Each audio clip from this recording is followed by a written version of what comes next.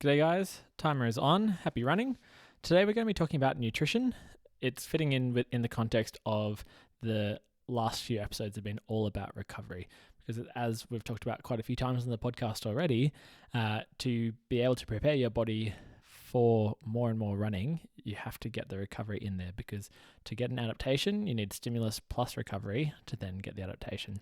So we talked a lot about sleep in the last few episodes, and now today, diving into nutrition, we're going to do some actionable tips about how to think about your nutrition from kind of big picture sort of sense. Because remember, I'm not a nutritionist, I'm not a dietitian, I'm a physiotherapist. I do have an exercise sports science degree where we did a lot of biochemistry and some nutrition units, but it's more of a personal interest, passion point for me. Again, not a qualified nutritionist. So if you do have any particular questions with nutrition, probably best to work with a registered professional. And again, with all of this, as you are not my patient, please keep in mind that this is all information to help hopefully guide you in your own interactions with health professionals. So all that aside, nutrition is a really interesting one, because although physiotherapists aren't, again, sort of registered nutritional professionals, we do deal in the world of recovery, and nutrition plays such a huge role in how our body adapts to the stimulus that we put into it. So I'm going to talk about it in a few different ways. So first up is going to be sort of big picture energy balance. So energy balance is basically how many calories are you burning on a day-to-day basis. So that's going to be just your basal metabolic rate, which is basically how many calories you're burning, or kilojoules, just from being alive, just the processes that your body goes through just to be alive. You'll be burning, some people probably between like 1,500 up to a whole lot more than that for some larger people with large muscle mass. The brain is such an energy intensive organ, so you're actually like a large majority, maybe not a majority, but a large amount of calories just burnt by your brain doing its processes.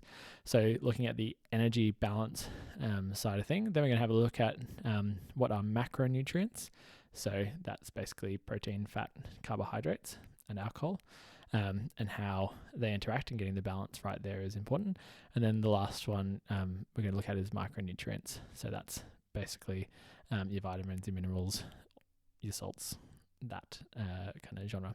So again, starting off, just looking at energy balance, this is really key, because I think a lot of people are either totally unaware of how many calories they're likely burning just at, like, again, that basal metabolic rate, and then also how many calories are burnt during exercise.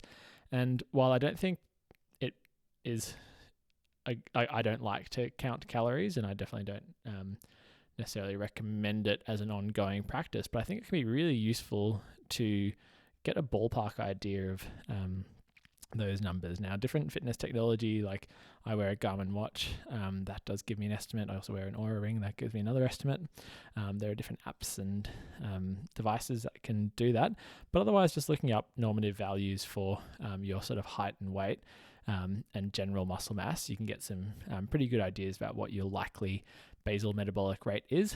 And then with STEPN, obviously you're doing a certain amount of running per day, and if you're measuring, you can probably find values. I'll have a look on if there are any calculators on the internet, maybe posted as a comment, to basically get a rough estimate of your calorie output, and then keep in mind all the other activities you might be doing throughout the day. So like even, how many steps you're getting in a day, what other training you might be doing.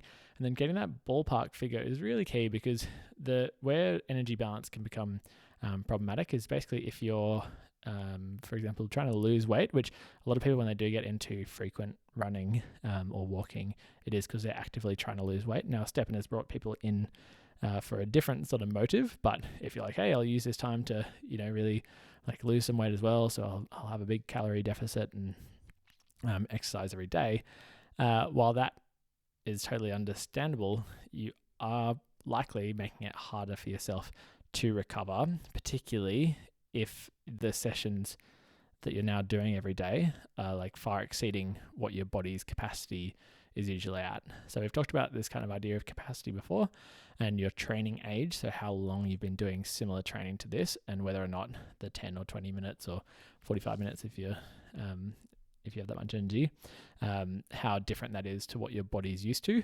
Because again, for me, having trained for a marathon recently, I was used to running over an hour a day, 6 days a week. And so now doing 10 minutes a day is not that big a stress to my body because I've already adapted to quite a higher dosage of running. Whereas if you've been doing no running, no walking, and suddenly you're trying to, you're now doing this daily exercise, that's quite a large stress for your body, and your body's trying to adapt. And so if you're in a calorie deficit while you're trying to do that, then it's basically going to be more stress on the system.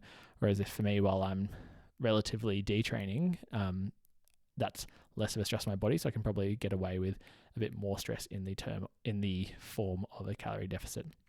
So that's just to get an idea about that larger energy balance. There can be some pretty unpleasant hormonal and structural and psychological things that happen if you are in a chronic energy deficit, like in a big way. Like if you're really undershooting it, there is some suggestions around longevity that generally being on the lower calorie side things can be pretty good, but that's in a not massive amounts of not massively undershooting it.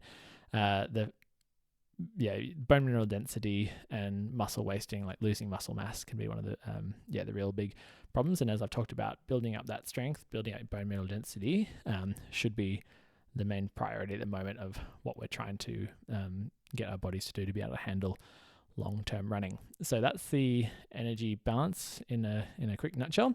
Now with the macronutrients, so again, that's your protein, fats, and carbohydrates. So again, lots of people have different ideas about this and maybe go to different extremes with this. I've kind of gone all directions with diet. As I said, it's quite a point of interest for me. I love experimenting with different ways of eating, both timing and types of food that I'm eating, and seeing how my body feels.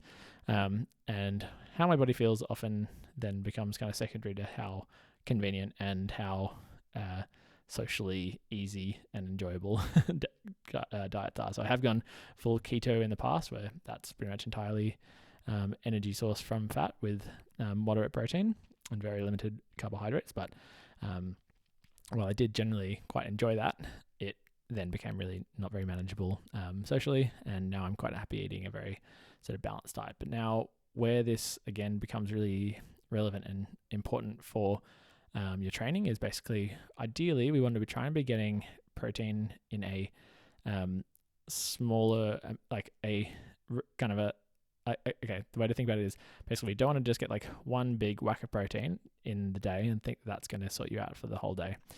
That when your body is processing protein, you kind of have a ceiling at about 20 to 30 grams. You start to get like a plateauing effect of the protein that you're taking in, and you can't actually process that and turn it into new muscle tissue or new structures within the body.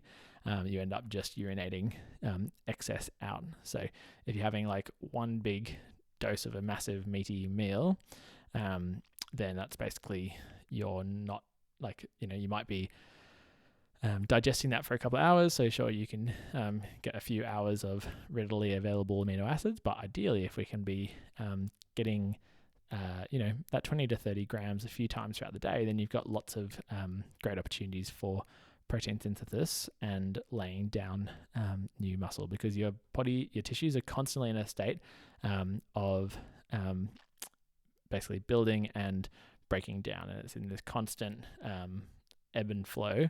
And basically, if you're actively trying to get stronger, build up your capacity and your structures, then we want to have more sort of anabolic stimulus, which is anabolic being growing, and less catabolic stimulus. So if you have low energy availability and low macronutrient availability and high stress, then you're going to be much more catabolic.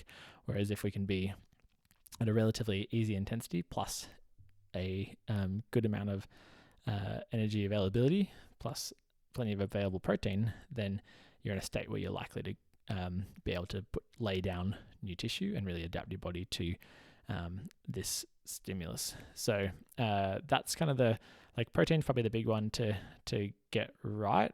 And if you're eating generally a balanced diet, like for the amount of time, that's the timer going off, 10 minutes. But if you're generally like only doing like the 10 minutes or the bare minimum of the 10, 20 or 45, like you probably won't need to do intra workout nutrition where you're having, carbohydrate like gels or taking snacks on the run. That's more when you're starting to push past 45 minutes into an hour, and that's where nutrition during the run becomes really important, because you do burn through your available stores in your body, and you have to replenish them.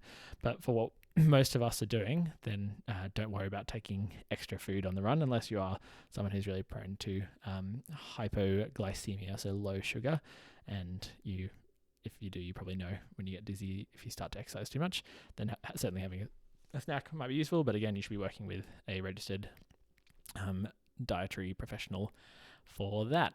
Anyway, so that's the sort of big overview for energy balance, macronutrients. And again, for micronutrients, I'll just kind of wrap it up really quickly. But again, energy dense food, so whole food sources, naturally occurring stuff will generally be much higher energy availability. So do aim for that. But those kind of things, like you generally won't notice anything too much short term, but long term, really good idea to be trying to get that in.